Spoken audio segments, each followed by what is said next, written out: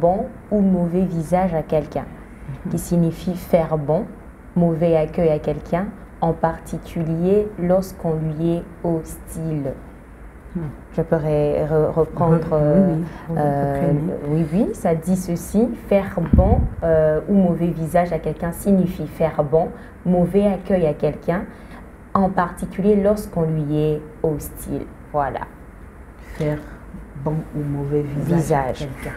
Mais déjà, pour parler de l'expression, son origine, ça date depuis le XVIIe siècle. Okay. C'était c'est une expression assez ancienne et ça illustrait parfaitement c'était attribué aux personnes modestes qui, quand elles se présentaient devant d'autres personnes, elles devaient être bien parées, prenaient en tout cas soin à leur tenue ainsi qu'à leur apparence. Okay. Pourvu qu'on l'on sache que non, telle personne est de tel rang pour différencier les personnes dans la société. Wow. Et c'était dans ce sens-là qu'est née l'expression. Faire au bon mauvais visage à quelqu'un. En tout cas, c'est une expression que je découvre, hein, Papa Pati. Et déjà, l'origine me fait quand même du bien parce que au Congo, c'est surtout ça. Peut-être pas le Lubumbashi à Kinshasa. Déjà, on peut catégoriser les classes sociales. C'est vrai que maintenant, ça ne compte plus parce que tout le monde est chic, tout le monde est tiré à quatre épingles. Mais ça fait quand même quelque chose dans notre société actuelle. C'est ça, parce que la Bible dit que l'homme regarde à ce qui frappe aux yeux. C'est ce qui fait que beaucoup tombent aussi dans l'erreur de pouvoir donner beaucoup de privilèges à ceux qui ont une très belle apparence, tout ça, alors qu'en réalité, ils sont des mauvaises personnes. Et d'autres qui sont modestes, on les néglige tout ça. Alors, on ne devait pas faire de tels jugements, nous chrétiens. Nous ne devons pas faire les jugements en fonction des apparences. Nous devons prendre tout le monde au même pied d'égalité, comme Jacques est en train de dire. Donc, c'est un peu l'erreur des hommes de regarder souvent aux apparences. Mais est-ce qu'on va dire qu'il faut pour autant ne pas soigner son apparence? Non, non.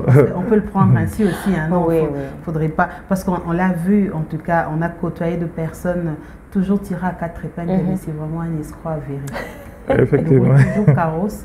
Mais c'est vraiment. Vous vous dites, comment il fait ce chose? Il est toujours. Et vous lui donnez crédit parce que vous voyez, vous dites, non, il peut quand même escroquer un téléphone. Non. Lui, regardez comment il est quand même. Et est-ce qu'on va dire que c'est pour autant qu'on ne doit pas soigner notre apparence? Non, non, nous devons soigner notre apparence. Donc, par rapport au-delà, et au-delà plutôt de soigner, il y a aussi les styles vestimentaires. Parce qu'il y a d'autres personnes qui sont soigneuses, ils sont soigneuses plutôt, ils sont propres et tout ça, mais ils s'habillent simplement. Comme quelqu'un disait, vous allez voir certains millionnaires ailleurs, donc ils sont simples, jeans, basket, tout ça. Alors, avec cette façon-là de catégoriser par rapport au style vestimentaire, on a tendance à négliger, et puis celui qui est en costume, tout ça, vous lui donnez beaucoup d'importance, alors que peut-être que c'est un escroc, comme Maman Charlin vient de le dire. Et donc, il faut faire attention pour créer l'équilibre. Oui, il faut l'équilibre. Waouh, très très belle expression qui nous a fait réfléchir ce matin. On va quitter ce registre de l'expression faire bon ou mauvais visage à quelqu'un. On va quitter cette expression. On va prendre la pensée du jour. Ça sera la deuxième pour cette pensée. Déjà à l'entame de cette animation, j'étais en train de dire que ça sera une petite convention qu'on va ouvrir sur ce plateau du déjeuner spirituel. Et je crois qu'à la fin, on va se convenir parce que c'est très important que vous qui nous regardez ce matin, vous sortez avec quelque chose. On prend l'expression du jour, on découvre l'auteur qui nous offre cette pensée.